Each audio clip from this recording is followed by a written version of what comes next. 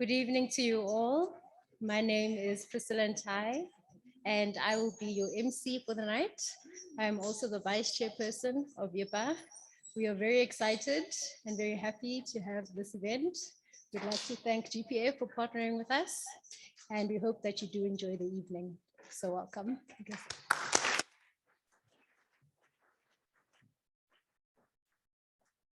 So first we'll have an address from the CEO of the GPF. So I'd like to call on Lindiwe Kwele. Thank you so much.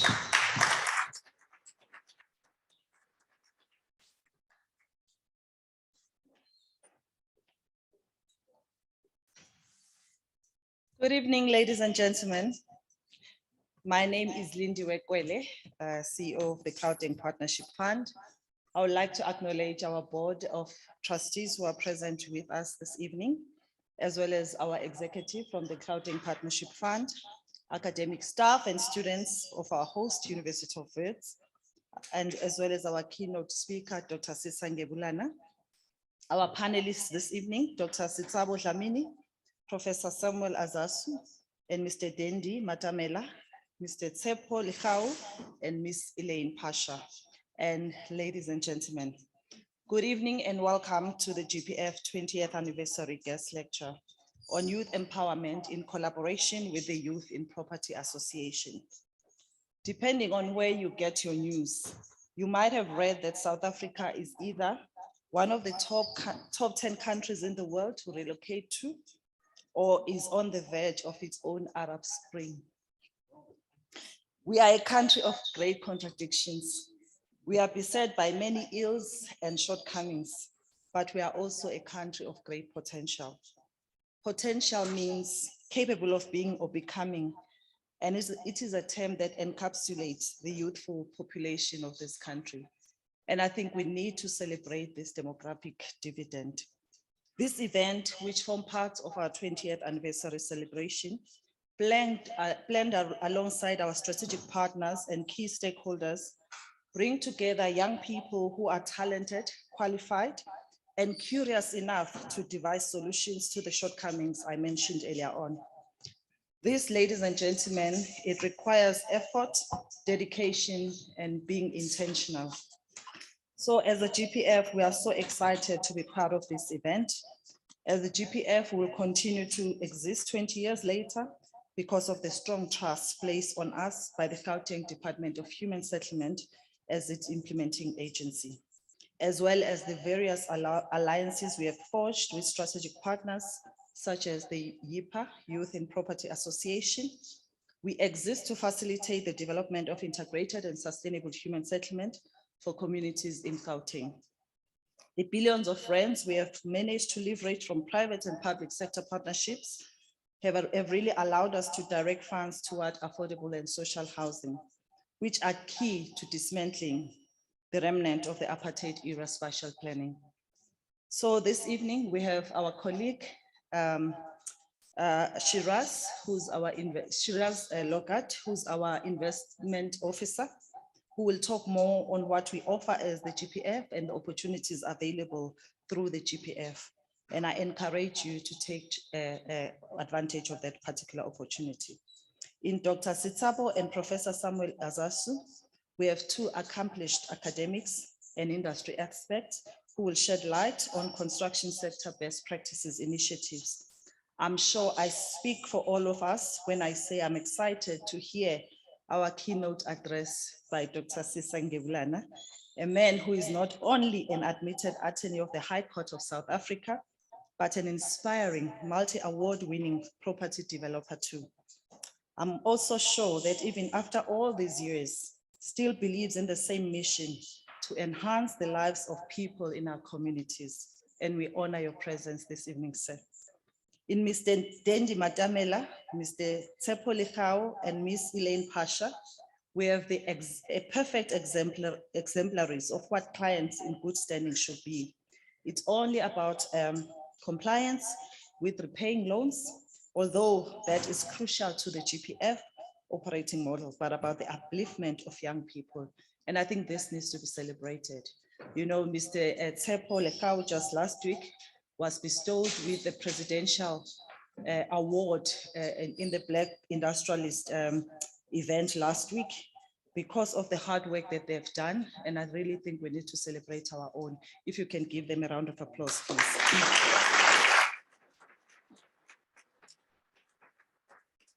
These are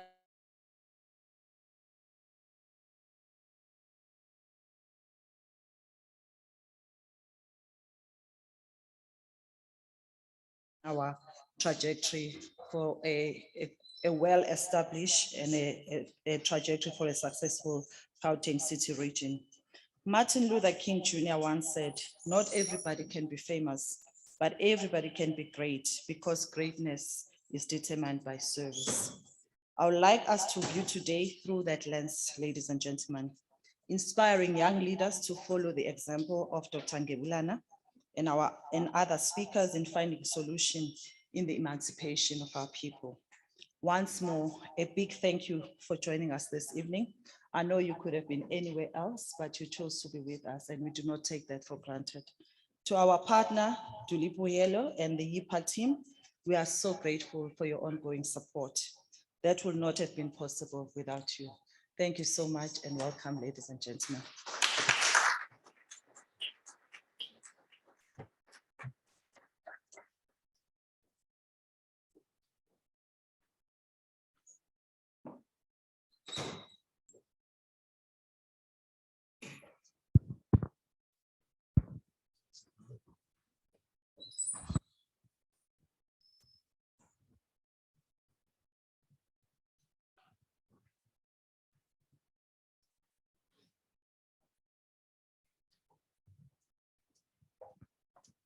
Thank you so much, Linda, for that inspiring speech.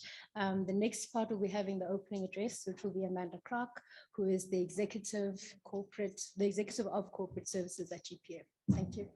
Oh, sorry. My apologies. I didn't start with some housekeeping rules. Please can you ensure that your phones are on silent, no funny sounds while people are presenting. Thank you so much.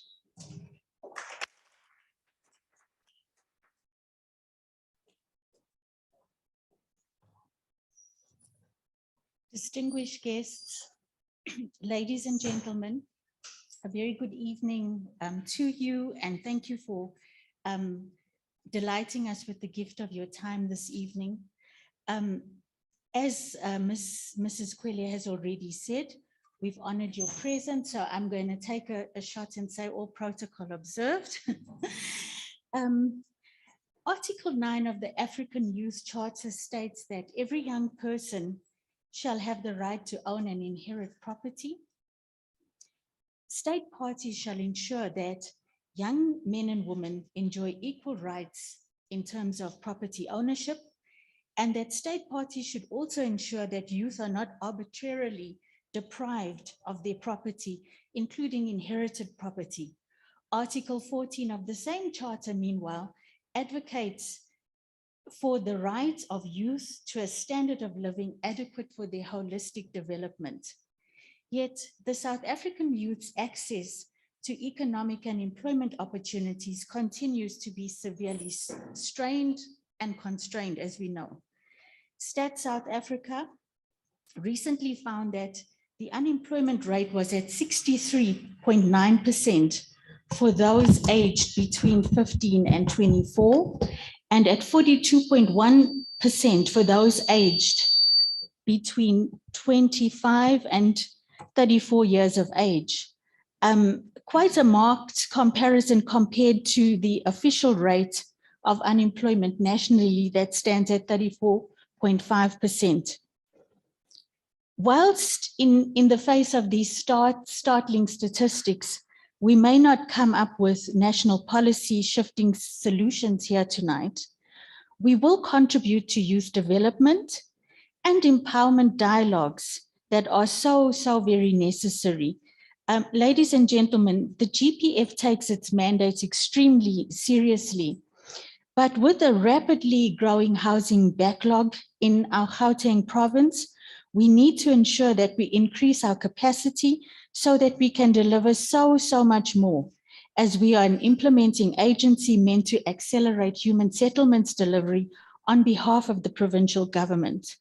To achieve this, We want to empower and promote the participation of the historically disadvantaged individuals and companies in the property sector, particularly through our Entrepreneur Empowerment Property Fund, which targets first-time property developers. Mrs. Kwele spoke before me about potential very eloquently. Potential and opportunity go together, and we often speak about one of the biggest barriers in developing nations being the lack of access to information. So I'm really thrilled that here tonight, we're speaking to a room of very inquisitive, bright young people in a building where one of our speakers, Mr. Dandy Matamela, now a successful property developer and manager, spent many days absorbing essential information on his way to completing his bachelor degree in architectural studies. The objective of this event is to do just that, inspire many, many of you who may harbor intentions of following in his footsteps, Mr. Tsepo Legau's footsteps, and his partner Elaine Pasha's footsteps, in forging careers across the built environment. I'm sorry to say that today does not contribute any credits towards you achieving your degrees, but I hope it strengthens your resolve to complete them. I hope that we can help in our little way to shape your futures in architecture, construction, and spatial planning sectors and industries, and that you will be inspired to contribute to the sustainable growth of your communities, which I must underline is the most important part of education, is going back and making those sustainable changes for development where we all come from. I look forward to an illuminating discussion tonight, and I thank you very much for your participation here this evening. Thank you.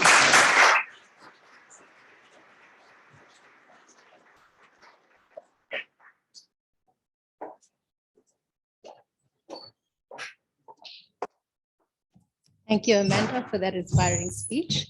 I would now like to call upon our newly elected YIPA patron, Dr. Sisa Ngebulana, who is the founder of Robosis, as well as the executive of Billion Group. Thank you so much for taking the time to be with us today. I hope you do inspire the rest of us with your story, because I have heard it before and it is amazing. So thank you.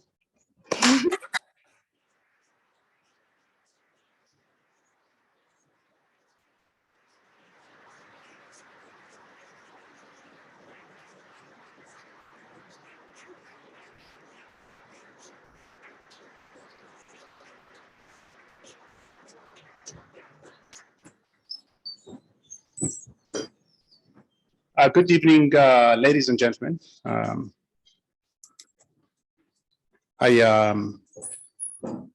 My talk tonight will be around my story. I thought it's easier to just tell you my story.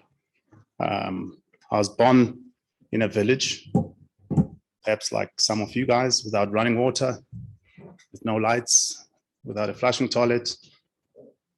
And what you'll hear from now is really just step-by-step progress in life, of not entertaining doubt about your life. Doubt is the biggest impediment to human progress. And I hope in the end you would be inspired.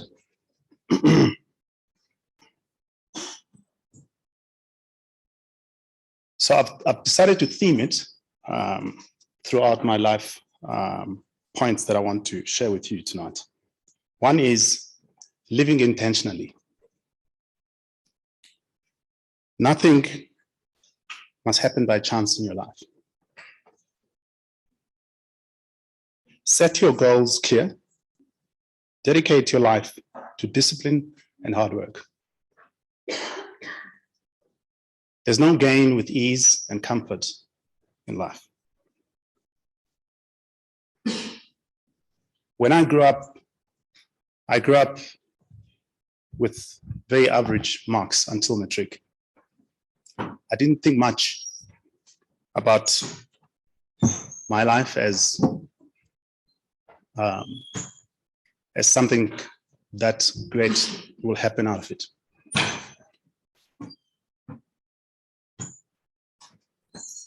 A light bulb came in my life when I did my first year of university many years ago.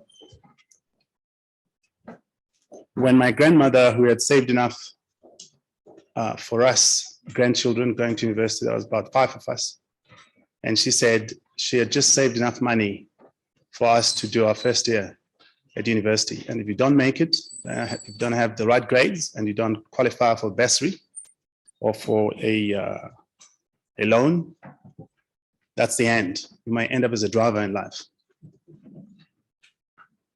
And that got me thinking. And if I look back in my life, that's really where the light bulb switched on in my head. Because from there, those words kept ringing in my head. And they informed the discipline and the hard work that I put into my life thereafter. I did my degree, and the following year had student loans from Standard Bank. I did a law degree. I had student loans from Standard Bank. I naturally wanted to further my career. Standard Bank wanted me to go work so that they can write off the loan or forgive the loan. But if you don't work for them, then you have to pay back the loan.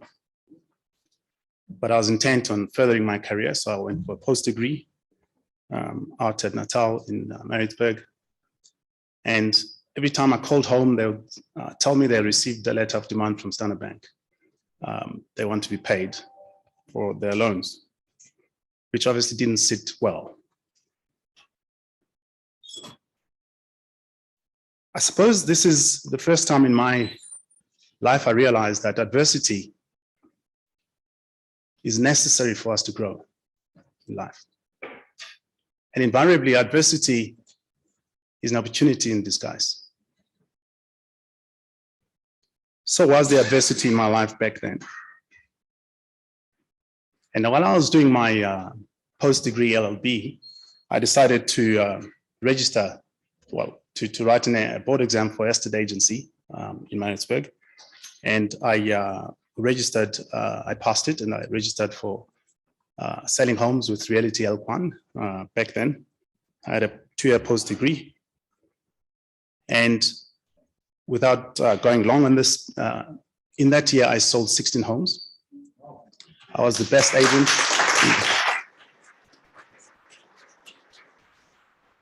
I became the best agent that year for Reality L1. And mind you, I was part-time, I was studying. I paid off all my student loans. And I bought my first car, cash.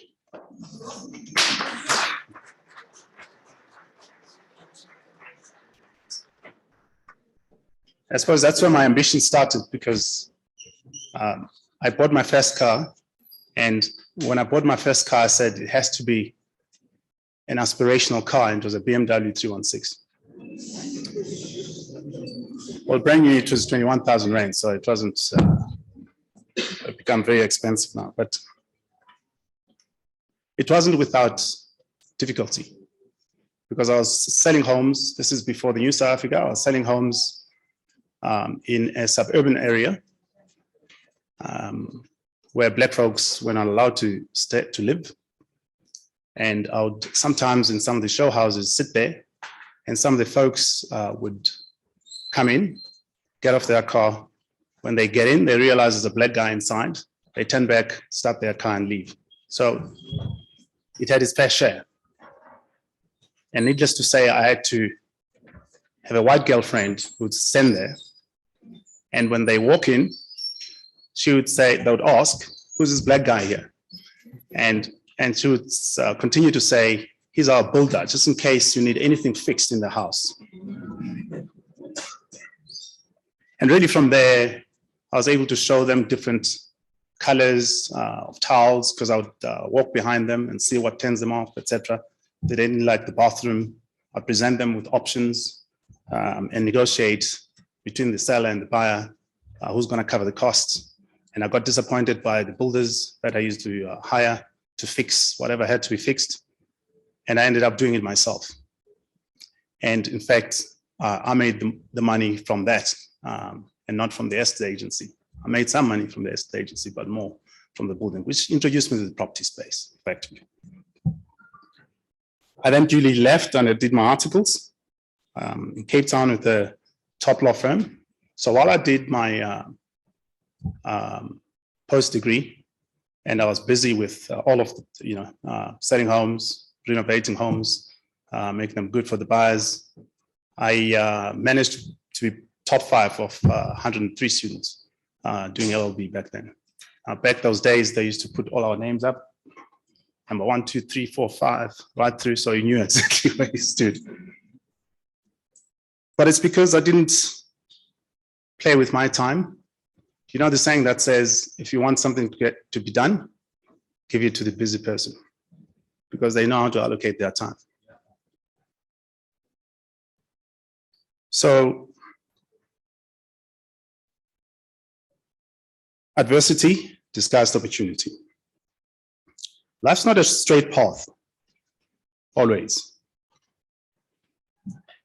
Always excel in any given task that you do. Life has a way of showing us that whatever you've gone through will come through very handy at some point in your life. I spent my time doing my articles with a law firm in Cape Town. Because I was part of the top 10 students, they would fly us out. There was a program where they would fly you to the toppest law firm. I came to Joburg, Durban, Cape Town. They offered me a great opportunity. It was a top law firm. And I did my articles with them. And I was lucky enough to do articles. The principal that I was under was already a CA, and all the guys I was articling with were already CAs that just finished their accounting articles. So I took up the challenge to do a conversion course. UCT had just introduced a conversion course to accounting. So while I was doing my articles, I did that, which was quite a challenge for me. I'd never done accounting in my life. Needless to say, that helped me in years in future. I then got to a point when I finished my articles. I practiced for about a year, and I realized that I had a different vision to being a partner in the law firm. I looked at the lives of partners and, the appreciating the hard work and the discipline that they have, and the slaving that, they went through. You walk in there on a Sunday, they're there. On a Saturday, they're there. You leave midnight every single day of the week. They're there. You come back at 4 o'clock in the morning or 5 o'clock. They're there, and you wonder when do these people sleep? And you look at their lives and you realize, with all the sacrifice, their lives are very average. And I said to myself, is this where I picture myself in my later years of my life? Sorry. I then left for one of our clients, who was Eskom at the time, the good Eskom days. And I must say it was an incredible experience. I had offers from the banks and everywhere else. I left for Eskom as legal counsel to Eskom. And again, excelling in everything that you do in your chosen path. I learned quite a lot of things in my career in Eskom. And my accounting came very handy because I then specialized in finance. I looked after treasury, and I did a lot of structured finance transactions. I moved from a junior legal advisor in a space of 18 months to not only senior legal advisor and chief legal advisor, became a corporate consultant, and within 2 years, I was the legal manager. 5 years on, I left for their treasury. They'd been my clients. I'd been very close to them. Moved from a senior position to a junior trader, traded money markets, capital markets. I headed their structured finance. I left deputizing the treasurer in Eskom to start my own business. And the reason why I was actually compelled to leave, which was a blessing in disguise, because I put an investment in some coal mines, a company that was listed, and I assisted with my structuring skills from being listed. I did a Section 311 for them, restructured the business and took it private from the listing, and I became the chairman, and I got funding from the banks and the IDC at the time. Needless to say, it didn't go well. It was a big failure. And before that happened, I had moved to be full-time because we had seen the cracks, and the bank said, unless I'm really involved full-time, they cannot assist. And in the end, they didn't assist, and I had to pick up the crumbs. And again, the reason why is because when I was in Eskom, just before that, I tried a trucking venture. And the trucking venture didn't go well. It left me with a lot of debt with Stanbic back then, about 1.3 million. And while I was employed, I had to do something. So I knew that I had some good property skills, and I started buying land parcels in high-end areas. Back then, Kalame Estate was still new. You could buy plots for 18,000 Rand. Danefen was still new as well. You could buy plots for about 20,000. So I leveraged that up, bought plots and developed them into homes. It used to take roughly about 4 months home, double-story home, about 400 square meters. You'd spend about 250,000 and you'd sell for about anything between 400 and 450,000. So there were decent margins. Made money from my first one, lost money on the second one. And I made some good money out of just, speed of construction and delivery, quality delivery. One thing I learned is you need to take risks and you must be prepared to fail. Failure is part of living. It's part of growth. You will not grow without failure. And when you take risks and you are prepared to fail, you are able to get up a lot better.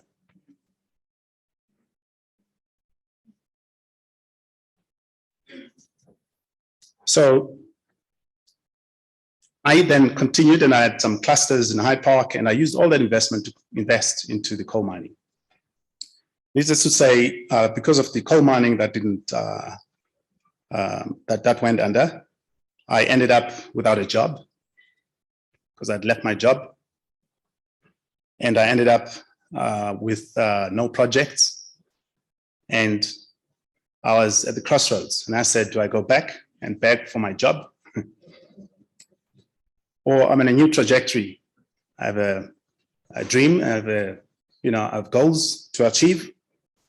Do I fall back or do I fall forward? And I decided to fall forward. I committed to my future. And I remember that year, I couldn't even pay for school fees for my kids. It was hard. It was a year of tears. And I look back and I don't know how some months I survived. But I decided to fall forward. And with all being said, you'll find rejections, you'll find disappointments, but always try and get up and find new ways in order to achieve a different outcome.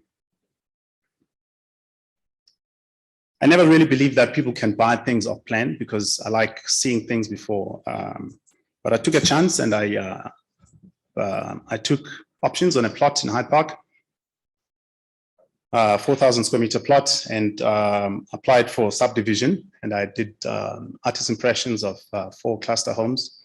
And within 3 months, I actually pre-sold 3 of those. And I was able to go back to my bank. Back then, there was no credit committees. We had a bank manager. I hustled the bank manager. And I was able to get some capital, and I was able to start construction, and my life began again. So that's how things kicked off. And again, my vision grew from there. And I always wanted to get into the commercial space. And back then, the insurance companies and banks were leaving the CBDs. But I didn't have the capital. I couldn't compete with the guys who were actually taking advantage of those opportunities until I came across a building that had been condemned by the Department of Labor. So nobody wanted to compete with it. Nobody had an interest in it, Pretoria, called Liberty Building. I looked at it. I went up and down, sleepless nights, and I made an offer to Liberty. The tenants in the building had vacated about 8 floors. It was 26 floors. Sorry. And then I made an offer, and they wouldn't accept anything less than 90 million, subject to due diligence. I then put a QS and everybody else to do the inspections and engineers. They put together a report. Meantime, I was trying to convince tenants to move in the building. I put nice impressions of what I'll do in the building. And I realized, again, that people want to see and visualize. So while I had an option with Liberty, in fact, I had a sale agreement subject to funding and so on. I decided to, one of the big problems is that the basement, there are 3 basement floors, the bottom basement had been flooded and the water had become acidic. So I started pumping the water out. I did waterproofing above the whole basement. Mind you, I wasn't even an owner of the building. I started, and I asked them, they said, it's obviously at my risk. Started painting floor by floor. I did about 4 floors. And when some of the tenants saw that, they started moving in. I said, I don't want any lease. I just want you to come and occupy and pay me rent. They started moving in. And again, I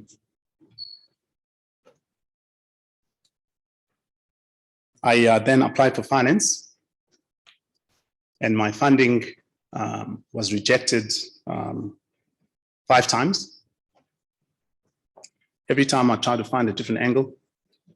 And I remember the 6th time I said to the consultant who was applying for finance, this is just the last time.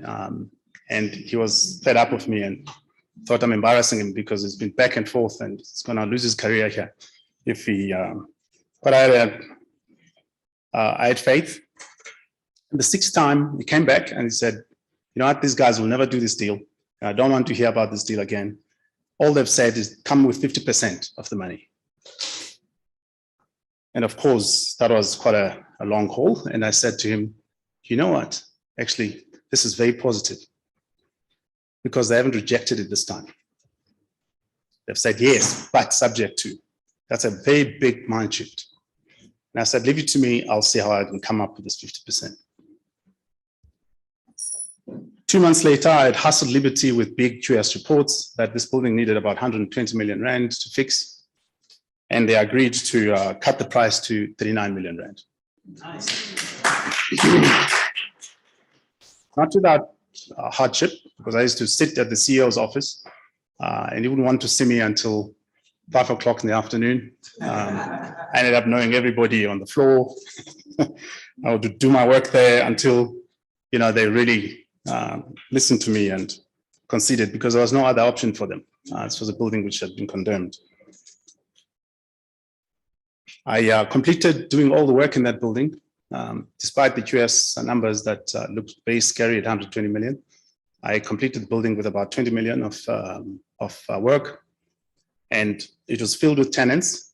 I had 3 LECs among the tenants, and had the building revalued. It was 140 million.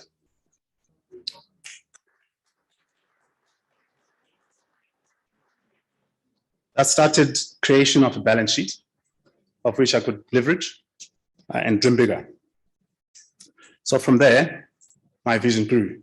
I thought I could go into the retail space. I love shopping centers. And I thought I could start my own shopping center. And I started a shopping center, did market research, etc.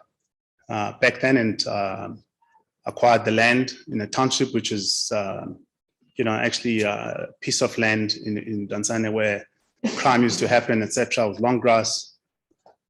And acquired it, and it was very convenient for a nice shopping center on the main road.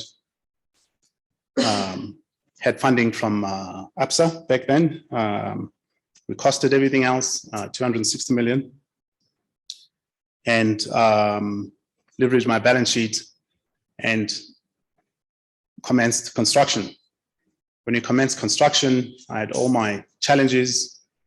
You must remember that the bigger your vision, the greater the challenges you're going to have. And during construction, I remember during earthworks, platform works, we had quite a lot of incidents.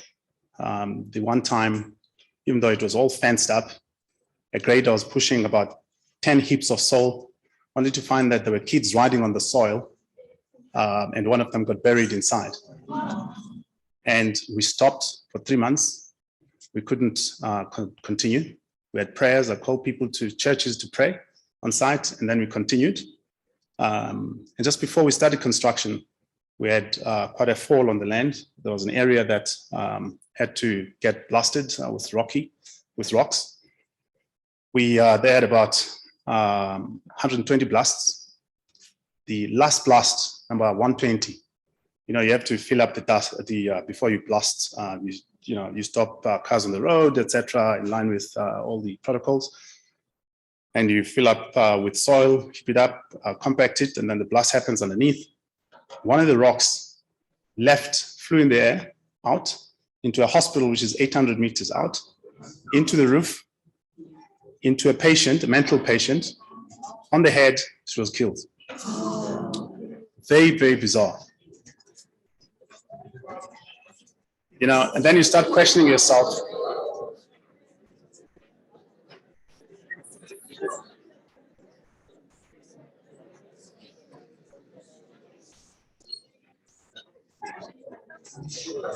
And you wonder why these challenges, why, people have lots of construction everywhere. Why these bizarre circumstances? Again, we stopped the work for another 3 months. My conscience just wouldn't allow me to carry on, because I started questioning myself. Maybe I'm just doing the wrong thing. Maybe this is a sign that God is giving me that I shouldn't be in this space. We had prayers.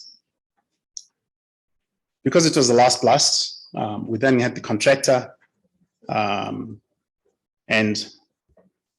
contractor started. It was a contractor. We had built another mall in a nearby town. Trusted him that he would do the job well. We had 14 months to do construction. And then I realized that he was taking his time. If you look at the programming of the works, he had about 60 shutters, and we had about 800 columns that to be done. And it was very clear. We had a program for 4 months for these columns. It was very clear he's not going to do all these columns with these shutters within the 4 months. And after all the arguments, I decided to tell him to quit. So I fired him, and it became a burden to do this myself. Hired some of his managers. I did all of that, and we completed it a month earlier. And while we were busy with that, my vision grew. I identified an opportunity for a big regional shopping mall for the city of East London. Tanzania is about 30 km out of the city. And of course, I was getting now to the big league where all the big players participate. And when I identified the opportunity, I realized that the best location for it was at a location where a local casino was. The land of the casino was owned by the casino itself, adjacent to the casino. And when I made the bid to the casino, suddenly there were other big players who were bidding with me. They had done similar deal with that particular casino, owner and another casino in Witbank with them. And I suspected that they brought them on board to come compete because they thought, they've got a track record with them, and I was somebody from nowhere. And we then beat each other on the land. But what became crucial for the casino was there was only one road that led to the casino. And the construction vehicles during construction would use the same road. And for them, there's no amount of compensation that would compensate them if they lost their clients because of the inconvenience on the roads. So they needed somebody to demonstrate how they're going to manage the construction process, clean up the roads and make sure there's no mess on the roads that will inconvenience their patrons. I suppose that's the angle which I picked up, and I realized I could have an advantage because the other guys obviously would be complacent because they know they've done business with these guys before. And I won on that basis effectively. But by the time that I won the right to develop and the plot, there were 3 other developments for the same thing. But everybody agreed that there's only one opportunity for the city. There can only be one big regional mall. And then I then ran to the retailers, and I realized the retailers were all committed to the different sites. And I realized that, number one, it was good that they were not all committed to one site. 2, I thought, if I go to the same executives who have signed contracts with these guys, it'll be a futile exercise. I'd rather go directly to the CEOs of the retailers. I didn't know anybody at CEO level of these retailers. And I remember calling one of the directors of one of the companies, on mention names, and he was very rude, and he said, "Where did you get my number?" And I thought, okay, it's not going to work. I must just go and squat at the CEO's offices. And I'll mention a name this time. I went to Truett's, and I squatted on the first day. They wouldn't see me. I went there the following day. On the 3rd day, I'd been sitting there, and his PA came and he said, "Michael will see you for 5 minutes." It was 5 o'clock in the afternoon. I said, "That's fantastic." And then I walk into his office, tell him my story, tell him my opportunity, that we're committed to another scheme together with so we call these schemes. It's a funny thing. Some people think it's a funny word, but they were committed to another big mall together with Foschini Group. And I gave him, and I said, "Look, I couldn't go to executives. I'm contacting the CEOs directly. But this is the opportunity, and this is the location, and retail is about location, ease of egress and access, visibility, and all sorts of things." And I think I convinced him. And needless to say, 5 minutes became 3 hours in his office. He was so excited.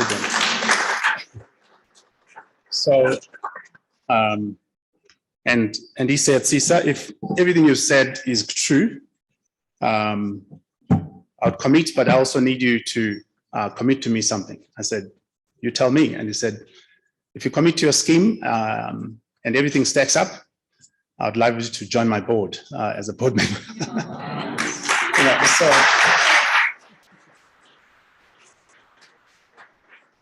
So I became a non-exec there for about 7 years, became friends.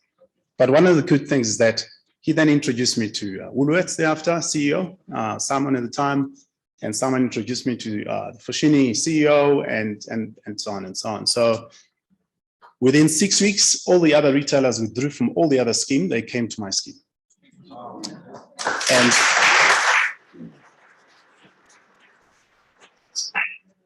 And obviously that didn't sit well because these are all big players in the market. There's a new player who comes from nowhere, popping out of the blue. And one of the retailers, funny enough, came to me and said to me, "I've been told that if I commit to your scheme, I'll be thrown out of existing shopping centers in this country." So that's how vicious these things are. And obviously the big nationals can't be threatened like that. But I had the tenants, and then I called the contractor. We'd been negotiating with who was with us when we were simulating our construction phase will happen to the casino group. and only to find that they were not available anymore. They said, no, we can't help you. Now in this country, this is a project which was 1.3 billion rand at the time. And there were only 4 big construction companies that could do that. From Greenacre to Wilson Bailey to Group 5 and to Wilson Bailey Homes. So if those 4 can't do it, you can only joint venture the smaller ones. Basil Reeds together with Stefanutis and those. And I went to the others, quite disappointed with the guys, and everybody else rejected me. And then I realized much later that the big players had gone to these guys and said, if you build for this guy, we're never going to give you work. So I realized how rough the big boys club is. So I had the choice. Do I withdraw from this because it's a big league, or do I carry on? Now, my choices were very limited because I had all these leases from retailers. They have timelines. Retail is very vicious. If you don't hand over the store for their beneficial occupation, because they have to build their store, so you have to hand them the shell, within a certain time, there's penalties.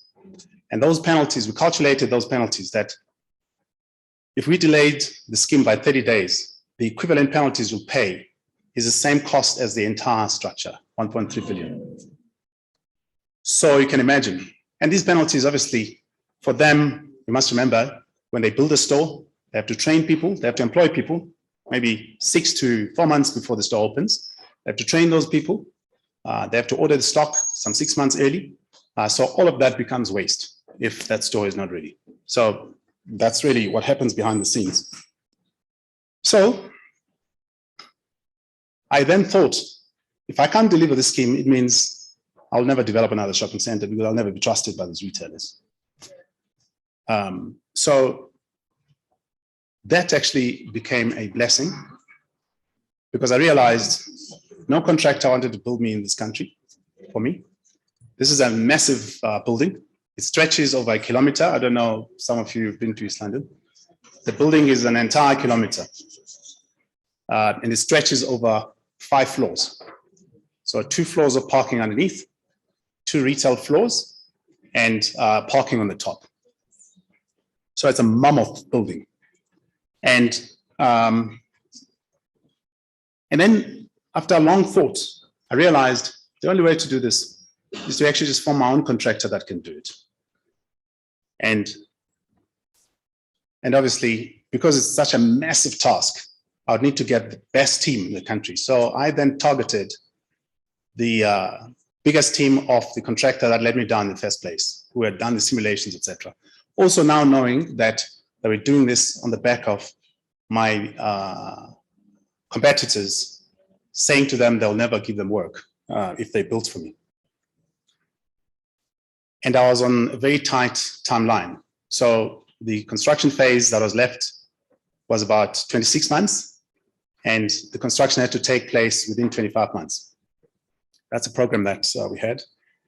Then I started convincing the MD of the Gauteng division to convince his guys and didn't want to hear a word from me. And then I then started lobbying his family, his wife, his children. And then eventually he was quite upset, came to me, wanted a meeting and asked me why am I, and 2 of his friends. And but that's really, in the end, I ended up winning him through people close to him. And his concern was, I've been in this company for 31 years. You can't think I'll go and start a new company with you, and with I've got shares in this company, and the people you want in this company. The least experience was the financial director, who had 18 years experience in the company. Needless to say, that on the month 25, I had 17 of them resigning to join my new company.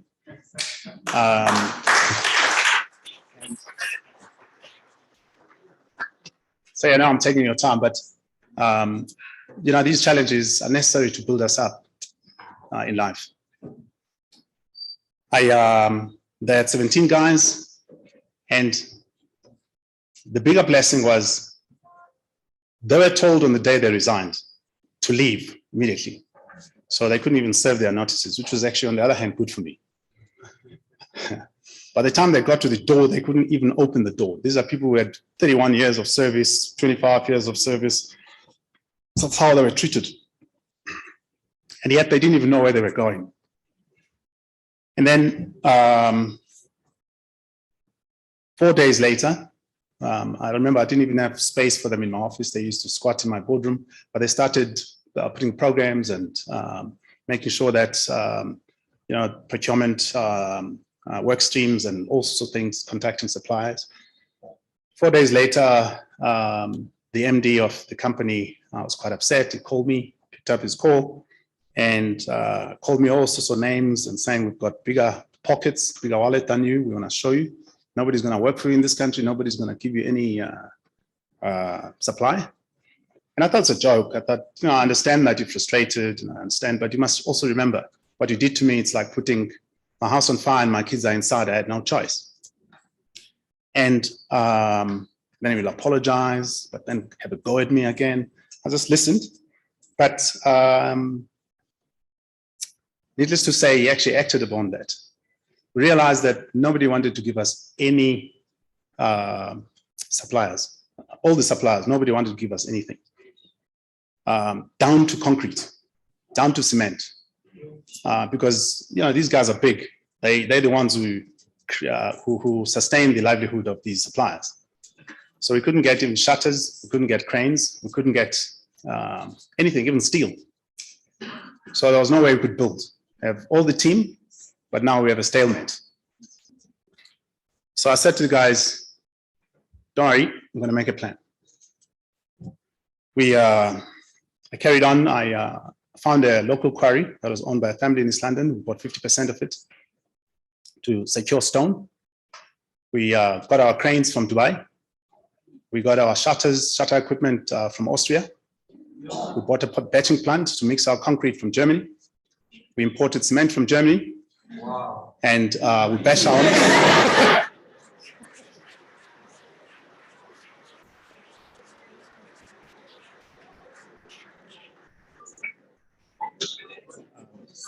So we're busy with logistics. You can imagine we're all dealing with things we've never dealt with in terms of import, export, and registering companies to get the importation, etc., getting ships and containers.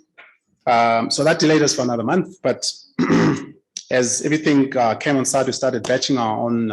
We had a quarry, and it was exclusive to us now because our demand was good enough for whatever they produced. Needless to say, we completed the construction within 23 months, a month less.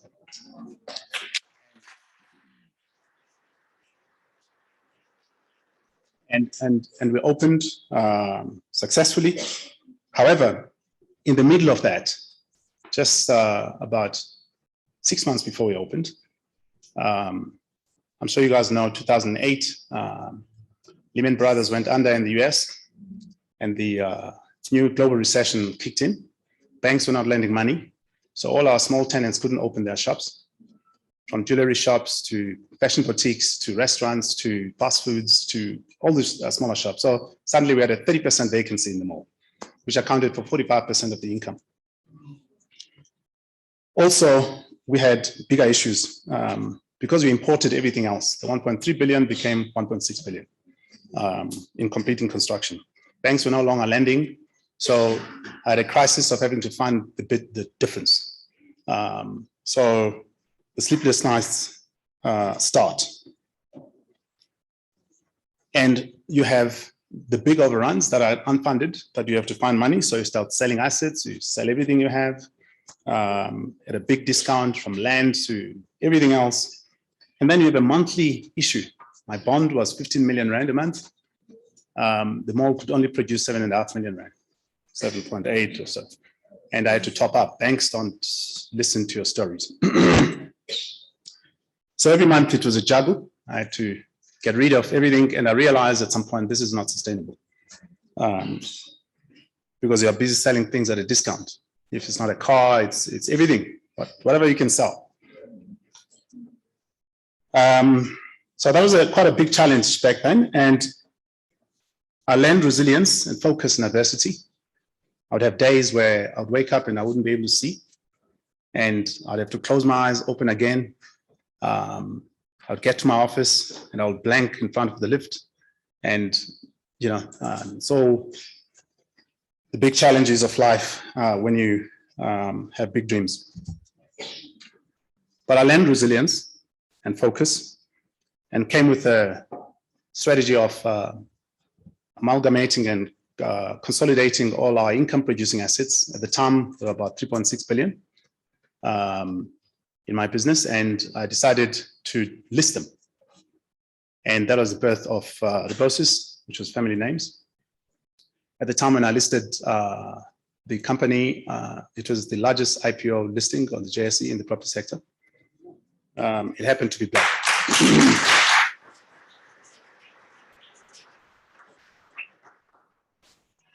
It happened to be a black company, and it happened to be the first black, which was not necessarily the plan.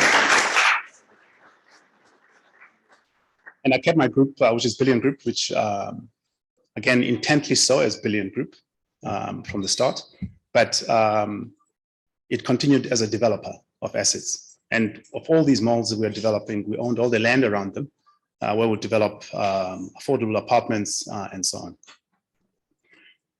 I then carried on with Billion Group to develop other big regional shopping malls, Bay West, Beating Apps, which are named after my grandfather in Mthatha, Forest Hill, a couple of many malls, others we bought and upgraded them. I had the liking for regional malls. And then I ran the listed fund itself as well. At the same time, I grew it from the 3.6 billion to about 22 billion in a space of 6 years.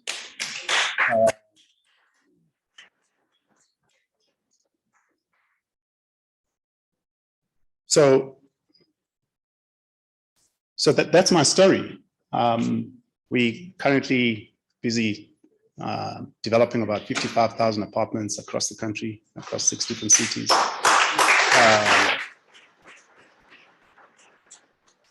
We had in our lives in that 6 years I spoke about, 6, 7 years, went to the UK. We developed some regional malls in the UK and bought some and upgraded them.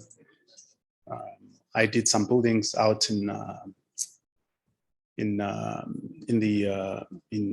East European countries. I did big building for Rabobank headquarters in Bucharest, which I completed 2009.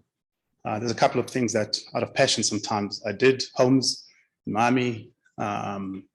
So we are quite busy, but all developing and selling. Back at that, just out of passion. Residential has always been a passion of mine, especially more high-end homes. In all of this, one thing I want to say is always aspire to make a difference. Never settle for just living. We have had in the last 15 to 20 years, a lot of outreach programs every year for poor families, whether it's Christmas or winter blankets that we distribute and school shoes for kids and books, or groceries for poor families, whether it's Christmas or in bad times.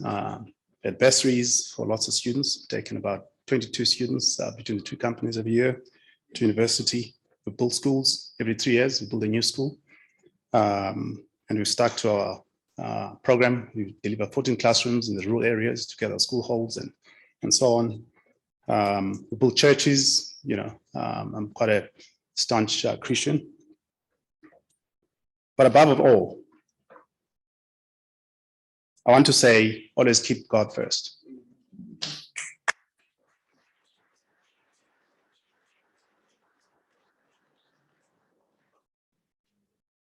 For anything else, it keeps you humble. The chances you take today and onwards, the dream and the goals that you set, the hard work and discipline you'll apply will define your destiny. I thank you and I wish you all the best for your careers. Thank you.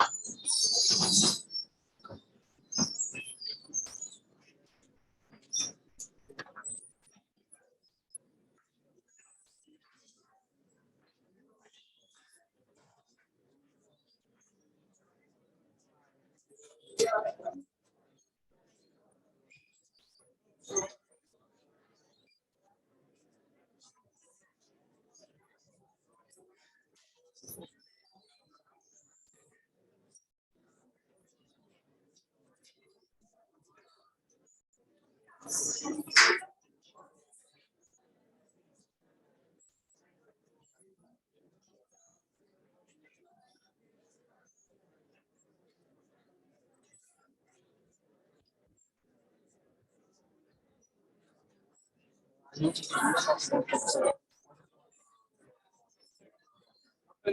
videos of the leaders of the family.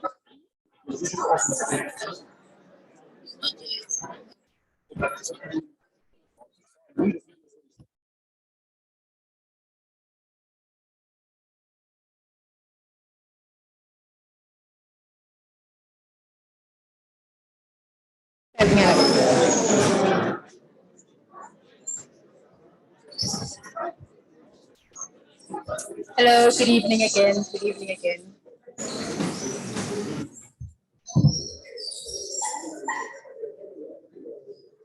Thank you once again, Dr. Sisa, for that inspirational speech. It takes me back to one of Nelson Rolihlahla Mandela's quotes. And he basically says, "Do not judge me by my successes. Judge me by how many times I fell and got back up again." So once again, thank you.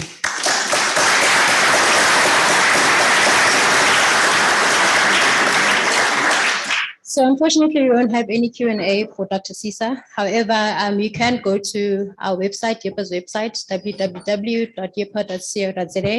We are going to have a tab up there where we will have questions that we'll be able to amalgamate from our members. And as Dr. Sisa is our patron, whenever he has time in his busy schedule, we will see that those questions are answered for you guys. So yeah, unfortunately, right now we won't be taking any questions. Also, time is not our friend. Also, another thing in terms of social media, I know you all are on the Twitter, the TikTok, whichever one it is. Please do use the hashtag GPF20 anniversary for any tweets, any photos, anything that you'll be uploading on the socials. So next, I'll be moving on to our next speaker, who will be Dr. Sitsabo Dlamini, from the University of Witwatersrand, and he'll be giving us a lecture on creating sustainable built infrastructure in the South African context. Thank you, Dr. Dlamini.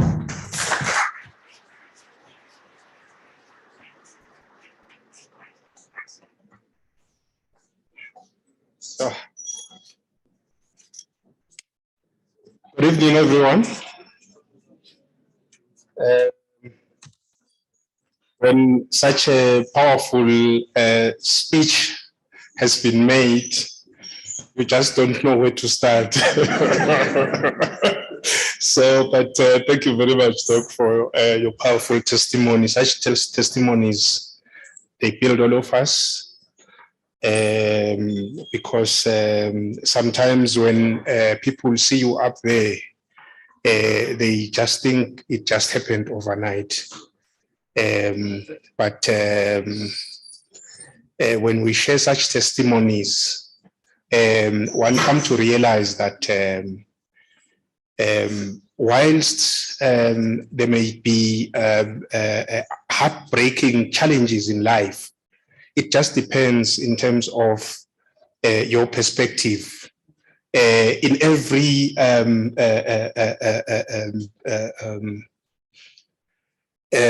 heartbreaking challenge, there's an opportunity. Yeah, so thank you very much.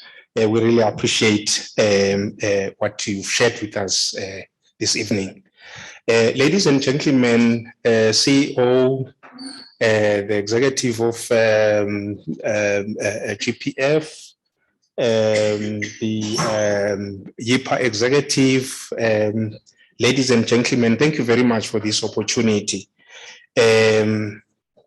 It's really important to sometimes engage on some of these issues. As I was just contemplating in terms of how I was going to approach this, a number of considerations came to mind. You know, as lecturers, we like to use these PowerPoint presentations. So I considered that, but some words of wisdom I got from one of my professors as I was doing my PhD in the UK, who used to discourage us from using PowerPoint presentation, that actually PowerPoint makes everything that you say pointless and powerless and pointless. That's why it's called PowerPoint. So I just decided that no, maybe let me try a different approach. So I won't be long, ladies and gentlemen. I've only got 10 minutes to say what I've got to say in as far as creating a sustainable built infrastructure. Over the period of 31 years that I have been in the built environment space, I've learned a thing or two about building infrastructure, such as bridges and even malls. So as we pick up the pieces from the pandemic, after the what our sector suffered as a result of the COVID-19 pandemic, I'm more ambitious. I have a more ambitious bridge in mind, especially for young people, that young people in the property sector can emulate. You will all know that I think Dr. Sisa made reference to how they struggled in the Eastern Cape, just dealing with the earthworks, where something massive had to be built. For everything that is massive that needs to be built, there must be a foundation. Now, the foundation for the bridge that I envisage is a strong belief in the value of education and research. The span of the bridge is the ability of the education system, on the one hand, to produce tomorrow's leaders, and on the other hand, to offer an education that is relevant to the industry that it serves, in your case, the property sector. Now, for every bridge that is built, normally we build bridges for traffic. So there has to be traffic that will go over that bridge. Now, the traffic across this bridge, which is to the future of most of our young people in this institution, is the people who succeed in their chosen field and reach their potential in industry, and those who remain in academia to teach future industry professionals and leaders, those who undertake research to help solve sustainability problems of infrastructure and produce new building materials and products that take the property sector forward. I strongly believe that as young people, there is need to understand the real world of creating sustainable infrastructure, a sector that presents many challenges and rewards. I think I can't re-emphasize what Dr. Sisa has already shared with us in terms of the kind of challenges and the kind of rewards that can emanate if you really persist in your endeavors to achieve whatever it is that you've set as your life goals. So education can be, education can change your life and your perspective of the world. The future is in your hands, and you will get out of life what you put into it, and you can make a difference. Your background, sometimes we put our backgrounds as excuses, but big things, experience have shown that they start from very humble beginnings. So your background does not matter. Success is not final, and failure is not fatal. It's the courage to continue that counts. Go out and live your dreams and always be optimistic. Pessimists see every opportunity. Pessimists see difficulty in every opportunity.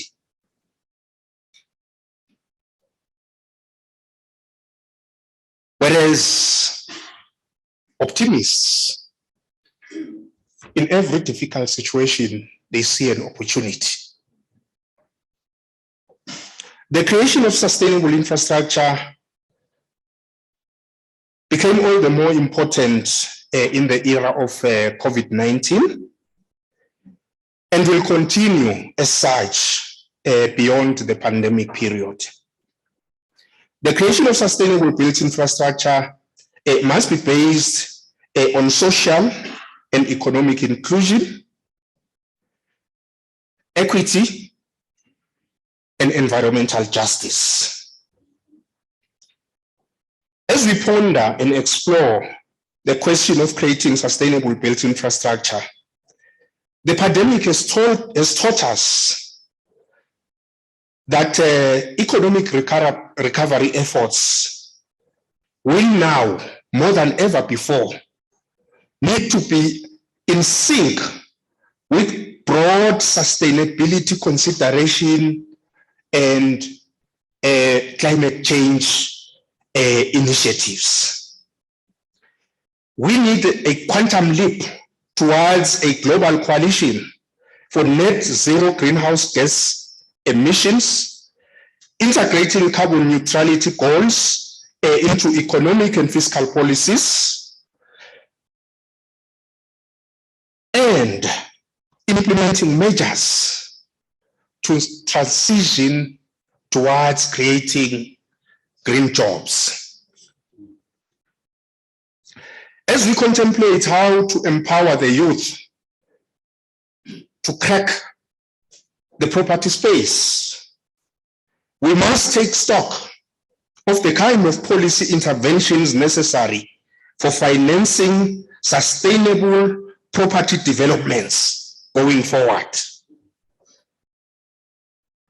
Let us not examine the present nor the future, but let us disembarrass ourselves of short views and take wings into the future. I thank you.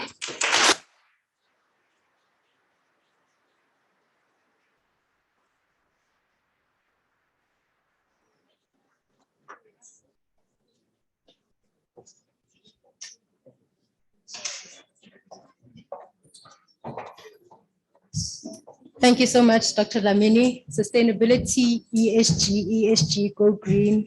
That is the biggest, I'll call it chat, as you all speak to it, in the property industry right now. So if you're looking for innovative ways to enter the market, I would say go in that direction. Everyone is speaking about that right now and remain relevant. So next we're gonna have our CEO of YEPA, who is Lwandle.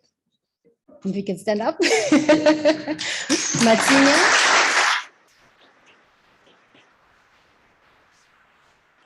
And he will be speaking to the opportunities and the initiatives that we basically run at YEPA. Over to you, Lwandle. Thank you. Thanks. Sheesh. Evening all. Evening all. Thank you so much to the GPF. Thanks to the YEPA team for hosting this, and thanks to our patron for being a part of this.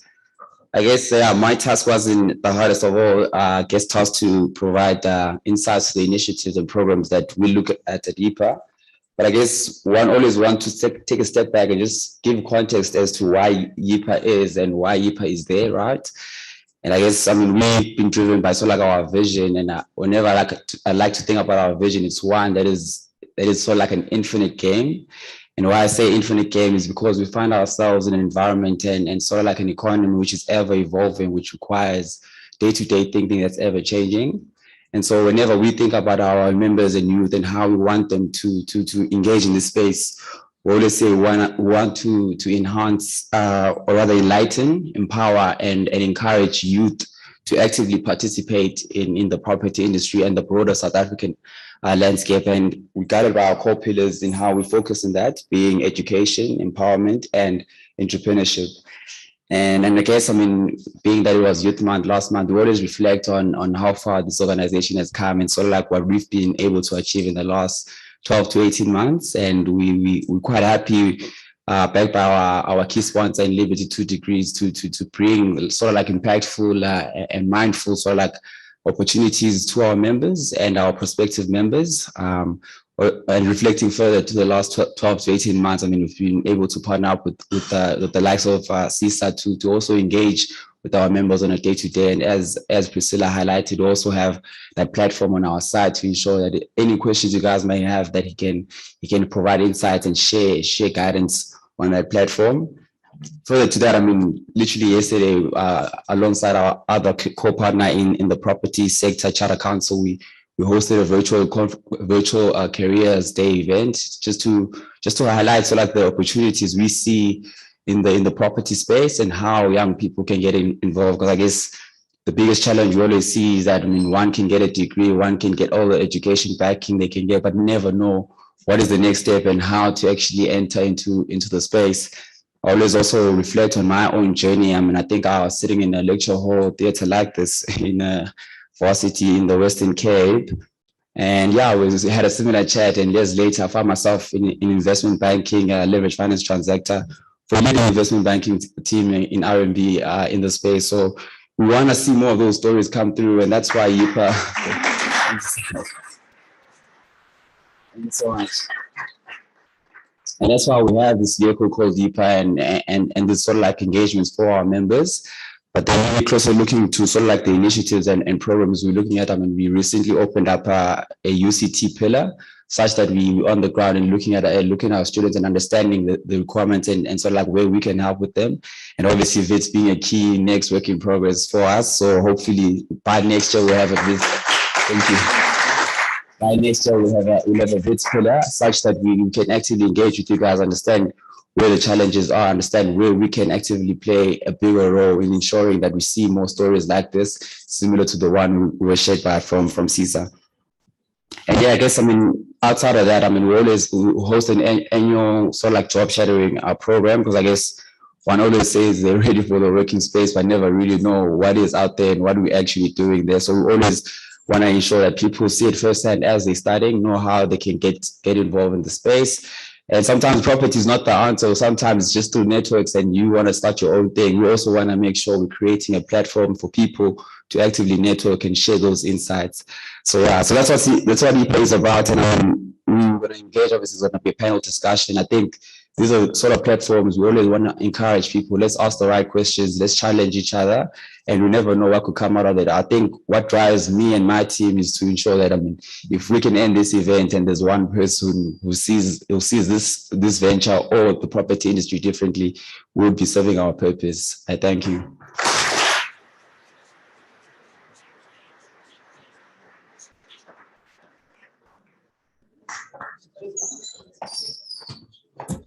Thank you for that, Blonde. So part of the reason why we did start YIPA is because I studied property studies, and a lot of my colleagues who were in the class with me, we didn't have these opportunities. We didn't have these talks. We didn't have people like Dr. Sisa come speak to us. So which is why we created it in 2016, in order to allow you guys to engage with people in the sector, to be able to get these opportunities. So please, as Dr. Lamini said, take these opportunities with both your hands and run with it, because it's not every day that you get to sit right next to such trailblazers in the industry. So next up, my program is running quite slow, but next we'll be speaking to the GPF opportunities and what it has to offer. So we'll have Dr. Shiraz Lagat, who is the, is the Dr. Mr. My apologies, who will speak to the opportunities. I've promoted you. Yeah, thank you, C. Good evening, everyone. Just put a record straight, not a doctor. And yeah, so they say never follow a child's act and never follow something that I just said before. So I'm going to bring you guys down, right down to reality. Sorry, guys. So I have a pointless and powerless presentation. But technology is such, we decided we're not going to flight it. I'm going to talk to it. So it'll still seem like I'm talking to you as opposed to, no, okay. not my night, okay. All right, guys, good evening, honorable guests, all protocols observed. Thank you for giving us the opportunity to talk to you about the Gauteng Partnership Fund. I'll see you on board.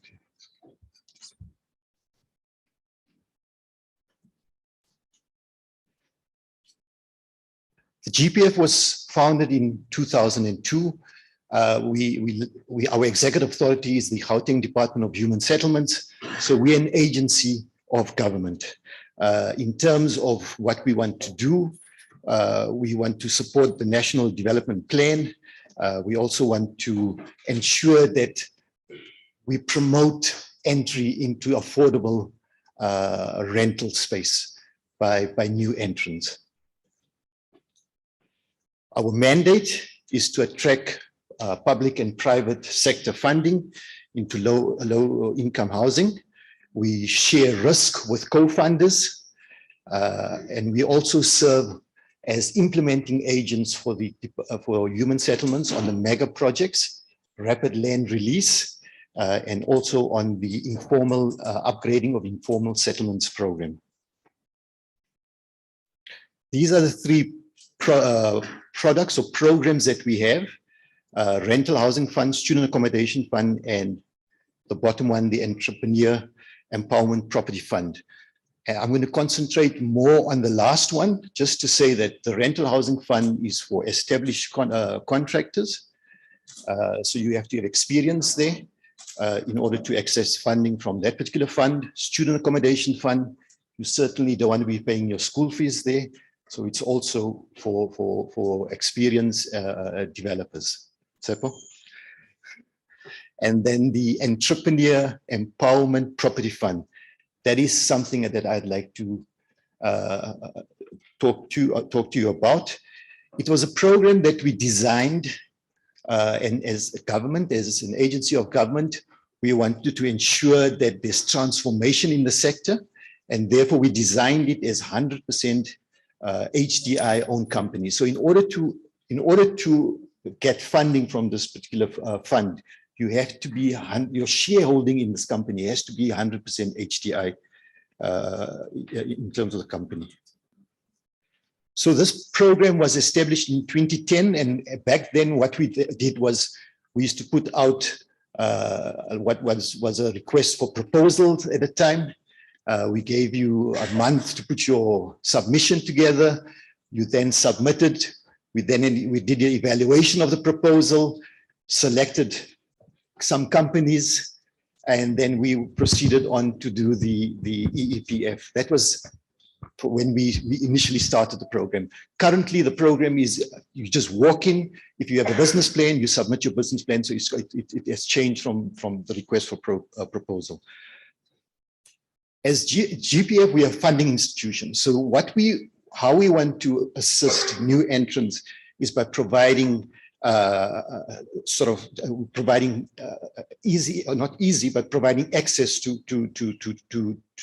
funding for new entrants. One of the ways we do that is the model that the GPF operates on across all the three programs is that we provide mezzanine finance. So generally you would have equity, you'd have mezzanine finance, GPF junior finance, and then you have the senior finance. This thing is jumping too quickly. And so with the EEPF, we will provide up to 40% of the funding as MES funding, and we will then provide you with a 20-year loan term. The loan pricing is also very concessionary, as opposed to prime rate. We price on JIBAR, and those are the numbers you have there. This slide is important because it shows you our commitment to the Empowerment Property Fund. If you see across there, the equity rates or the equity percentages It starts from 5 to 10% for your rental fund. Student accommodation, there's no negotiating. It's a minimum of 10%. But on the EEPF, it's only 3%. And I mean, equity is a constraint in terms of startup businesses. If you don't have the equity, nobody's going to talk to you. And again, the GPF, we do 30% across all of them, except into the EEPF, and there we can do up to 40%.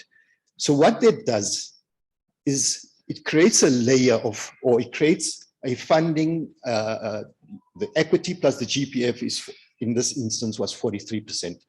Then we approach a senior funder and say, come in with the GPF, because the GPF is taking a first risk layer.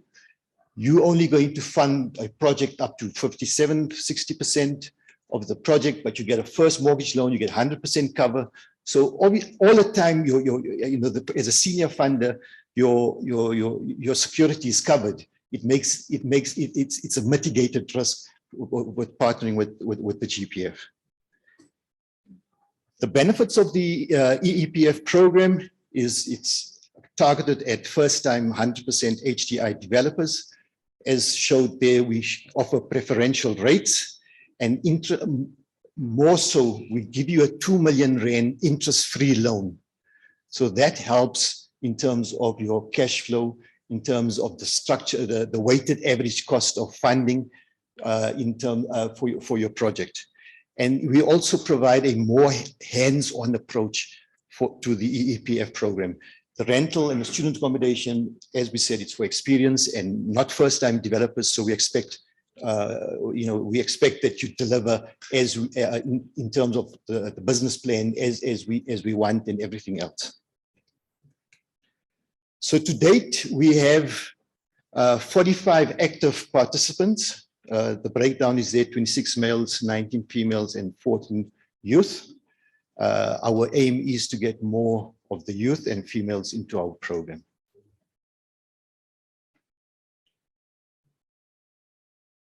This is important. The vigor of youth should stand you good when you put together your business plan. We will provide you with the guidelines, but the research, the legwork has to be done by yourself. You have to know your business. You can't get up one day and say, I want to be in property. You have to go out and identify and say, this is what I would want to do, where I want it. Location, like commercial property, location, they say location, location, location. So you need to do the legwork. You need to make sure that you write up your business plan, that you partner with the right professionals, and understand your limitations. We've asked you for a minimum of 3% equity. If you have R1 million, then you can't do 100 million rand project. You have to look at your equity, you have to look at your experience, you have to look at your partnerships and say, I'm going to start small, I'm going to tackle a small project, successfully deliver that project, and move on from there. We've had a classic example in terms of the step-by-step process to get where you actually want to be. So we will provide you with the business plan guidelines, but we expect as a minimum that you provide us with a comprehensive business plan. These are the contact details for the ladies that deal with the EEPF, and they, Palisa and Fetsile. So please take the numbers down, take the emails down, contact them. We'd be very happy to accept applications from you guys. Thank you very much.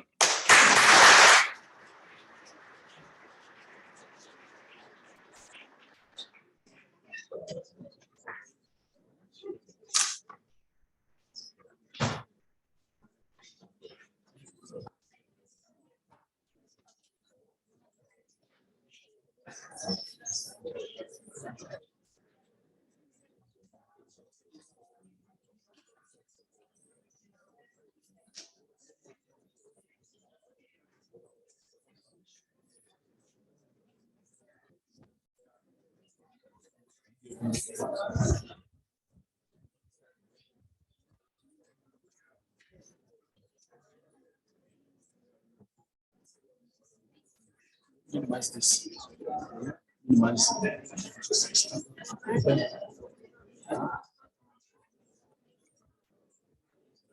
Go to the, yeah.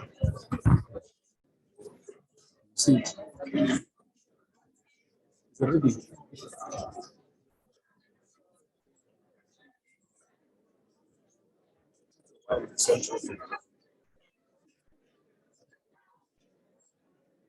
See that, right?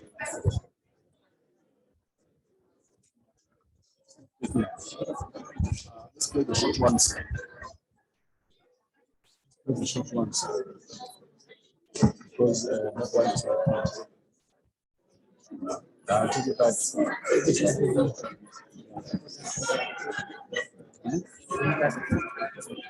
Yeah, the camera is going to short. Yeah.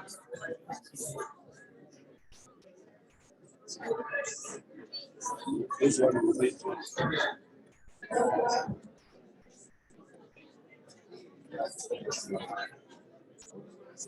Where is it? It's still local. Red drones. It was coming. I don't know. Move it. Change the port. Change the port.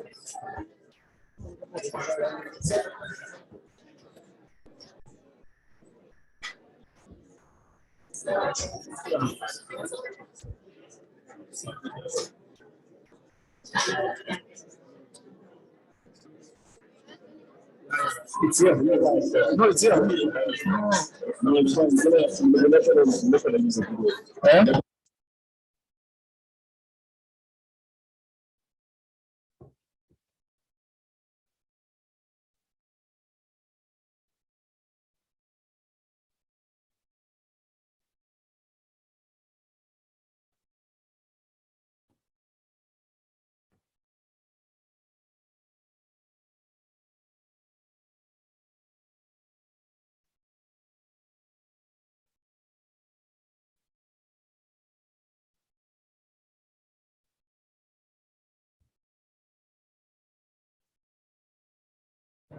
Do you know who's in charge of the, like,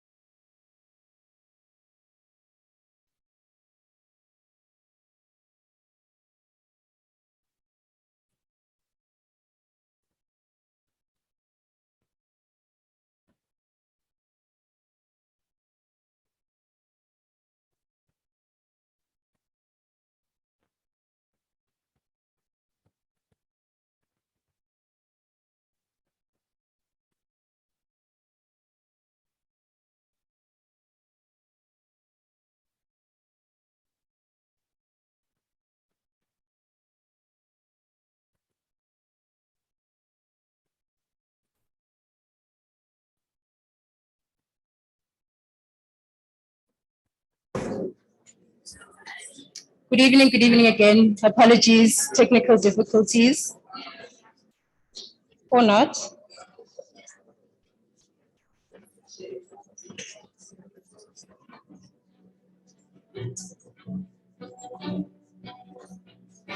Mobile Investments would like to take this opportunity and congratulate its esteemed client, Chilean Holdings, for winning the Presidential Black Industrialist Award at the recent Black Industrialist Conference at the Central Convention Center in Johannesburg, South Africa. My name is Tefo Lechau. I'm the CEO of Chilean Holdings, co-founder of Chilean Holdings with my partner, Ijin Pasha.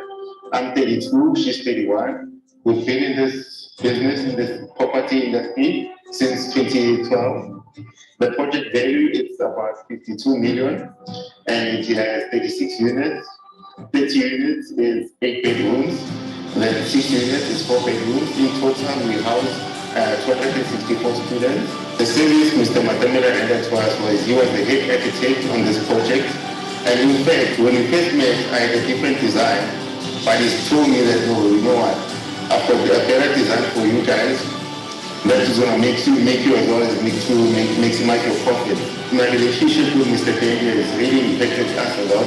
When I refer to us, it's me and my business partner, Elaine, in terms of he's our mentor now.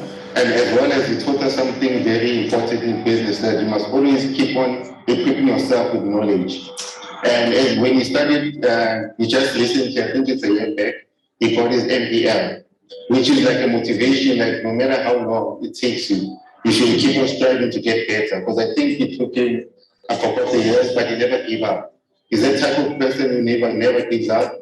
And he also tells you always that never stop learning, even about the business, even though you're a property developer, you can still equip yourself with more knowledge. Mobile investment has contributed to over 1 billion worth of property opportunities through the empowerment of over 20 Black entrepreneurs.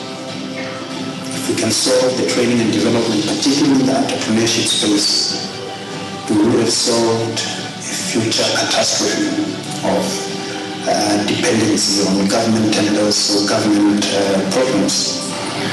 With Numa, I think it goes beyond the reason our relationship is unique. It goes beyond just being an architect.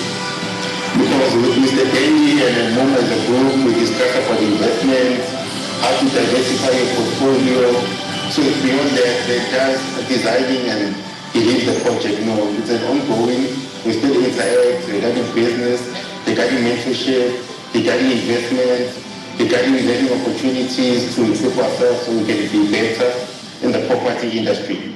We are a company of passion, so we believe in harnessing that in a person. So once a person is well empowered, grounded in himself, he can do anything, literally, he can do more. This is the biggest accomplishment that we've ever achieved in our business journey.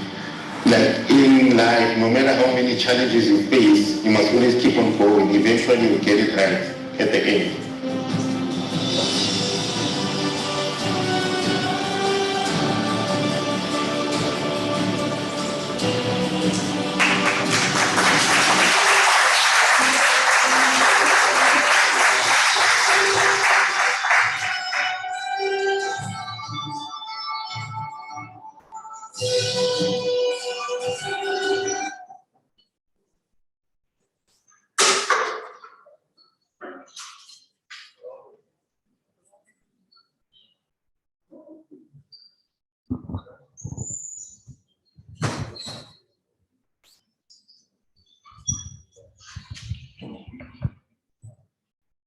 So I'm very cognizant.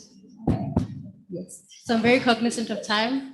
So I will cut the questions a bit short, but I hope we do get a discussion from our dear esteemed panelists.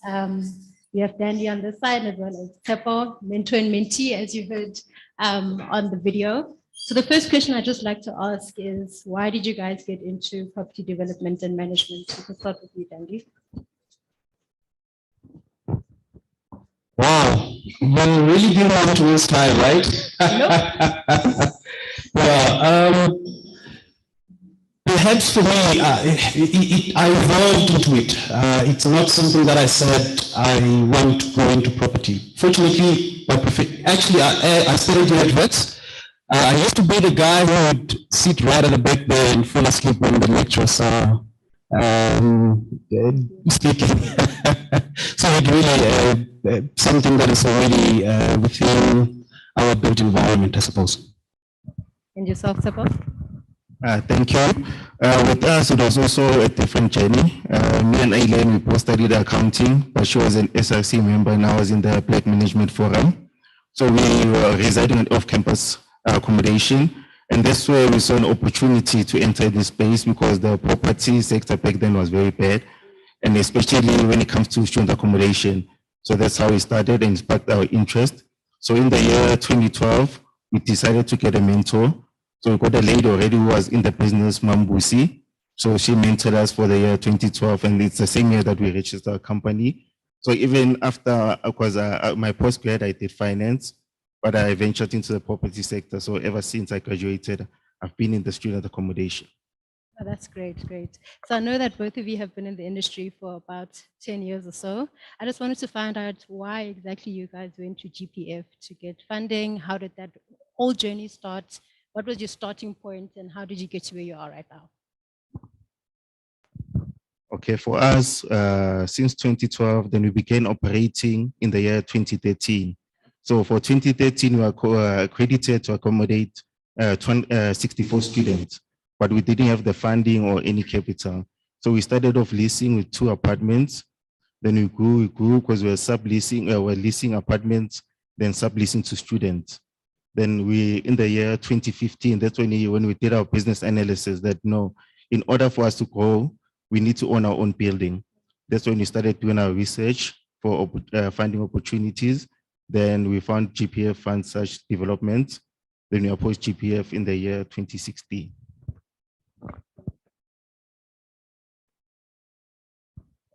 Yeah, thank you. Perhaps mine, in fact, I should mention this because I met GPF not as an entrepreneur. I was the CEO of a company called Yes City Housing, which they used to fund. In fact, something that has never been said, and I should mention this, is that in all honesty, I'm a product of the Gauteng Partnership Fund. In all honesty. My first development was in 2007. It was funded by business partners. We made lots of money between 2006 to 2007, got a job as the CEO of Yes City Housing. The people who were paying for my salary at Yes City Housing was GPF through their capacitation program. There are very few people who can still tell this story, except Shiraz, who was there. And I think if you can help me just appreciate them, please.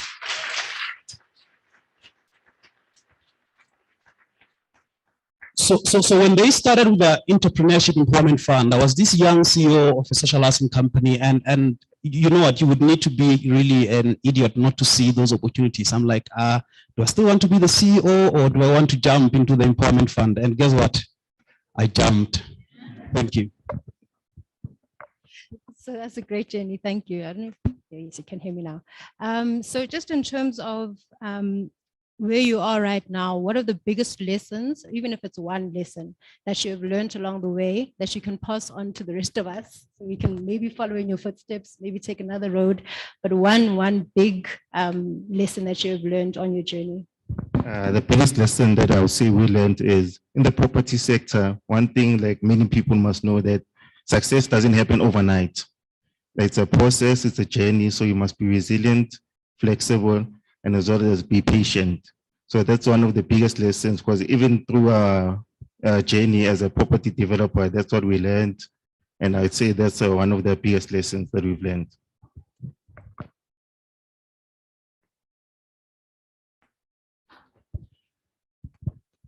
Personally, what I've learned maybe starts today. If I have to be honest, I've never been so inspired personally. Dr. Sisa, the many Godzillas that you've fought along the way, now it's making sense why it's so easier for us to do business. It's because you fought some of those many Godzillas.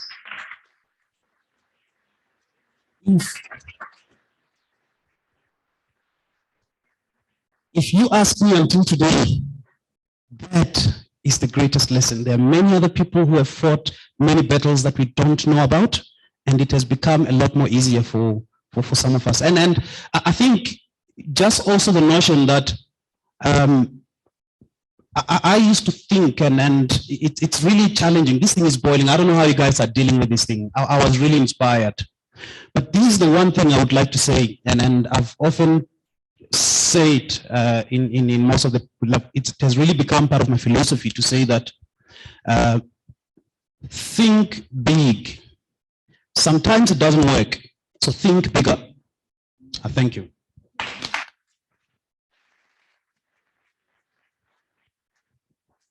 So we are all still recovering. We're still in the midst of COVID.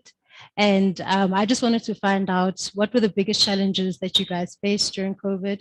I mean, you're in the student accommodation sector, so you know there was a shortage of students coming back in. Also, we also understand the shortage of accommodation in general in South Africa. It is a big problem. We talk about it every single year. So what are the things that that COVID both taught you, as well as, you know, with the looming, I want to say, global recession that is coming along? What are the things that you are putting forward to help you succeed through those difficult times? Okay, thank you. Okay, for us, the pandemic affected us like any other business, but what we looked for was positives within the crisis, because many students were doing online learning. So we had to be flexible and innovative. That's why even today at our own property, we do provide free Wi-Fi for students to do online learning. So that's one of the things that we learned, and we can say like we looked for many positives and kept going. And one thing I can advise is that what helped us was that spending our income and our expenses wisely. Like we made proper decisions when it came to that, so that we can be able to go on and not close shop. Thank you.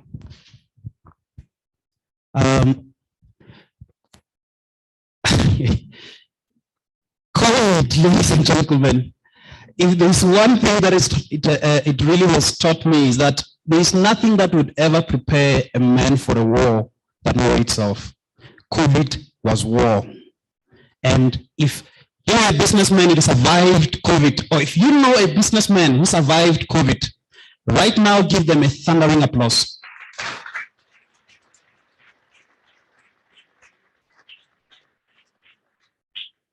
Fortunately for us, and I must admit, we managed to make a spin-off from what we used to do, which was affordable rental housing to student accommodation.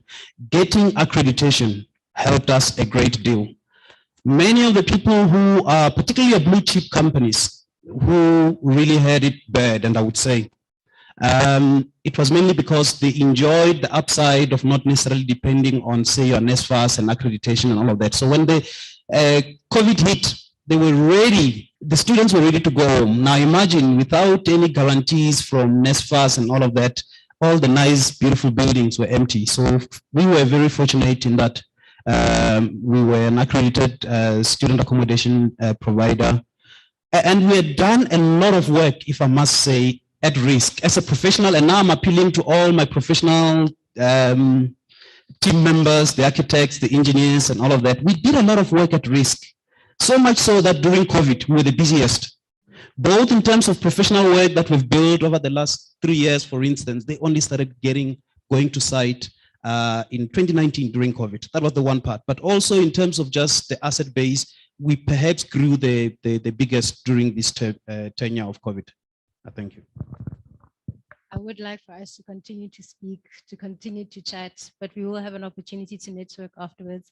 However, time is not on our side. So my last question to you is maybe one book or one movie that really changed your career, changed the path of your career, and that inspired you on the journey that you're on right now. Can I mention two? The Richest Man in Babylon by George S. Clason. Go buy it. Richest Man in Babylon by George S. Clason, written in 1926. Small, beautiful, and powerful. The second one is The Greatest Salesman by O.G. Madino. Thank you. With me, it's going to be a different answer. I think Mr. Tendi also testified to this. We believe in prayer, number one. Like we faced many challenges throughout this project. There was a time when we thought it was not going to happen. We faced many stumbling blocks, but I would say prayer, and we believe more in learning with like practical and life challenges and so forth. So yeah, thank you. So I'll say prayer. Thank you for that. Thank you both. As I said, we will have time afterwards for everybody to chat today. If you would like to get more information about their companies and about themselves, about their journey. But right now, we will be having the vote of thanks. Let me stand up.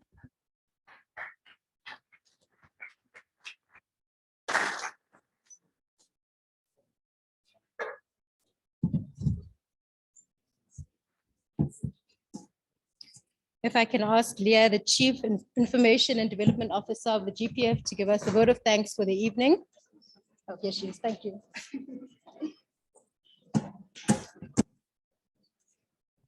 Thank you very much. Ladies and gentlemen, thank you very much. I've been tasked with a very simple task of just thanking everybody for being here. And I think one of the things that interested me when I walked in here was seeing so many young faces.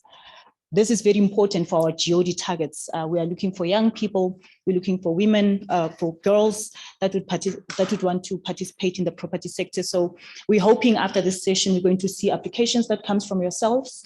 You've got our contact details. We're more than happy to talk you through the process of applying for our services. Just in terms of thanks, we'd like to say thank you to Dr. Sisa. One of the things that my CEO said to me was, please make sure that you grab him. We need to work with him on our capital raising initiative. So we're looking forward to working with you very closely. Dr. Dlamini as well, thank you very much for your lecture. We appreciate this. We've got lots of programs that we are innovating or initiating as the GPF, including what we call Kasi for Real. This is one of those initiatives where we're trying to change the landscape in our township and get people to participate in the real estate. We'd always be interested to partner with your likes so that we take these programs forward and we can learn from yourselves and perhaps use some of the learnings from these initiatives to inform some of the academia going forward. We'd also want to say thank you to the VITs for opening the doors and allowing us to be here today. And to all the people that worked very hard, YIPA, our partners here, congratulations for winning the presidential. You guys are making us look good as the GPF, and these are the stories that we want. So thank you very much. We'd also want to say thanks to each and every one of you for being here tonight. As the GPF, we are always looking forward to partnering with all of you. So thank you and enjoy the rest of your evening.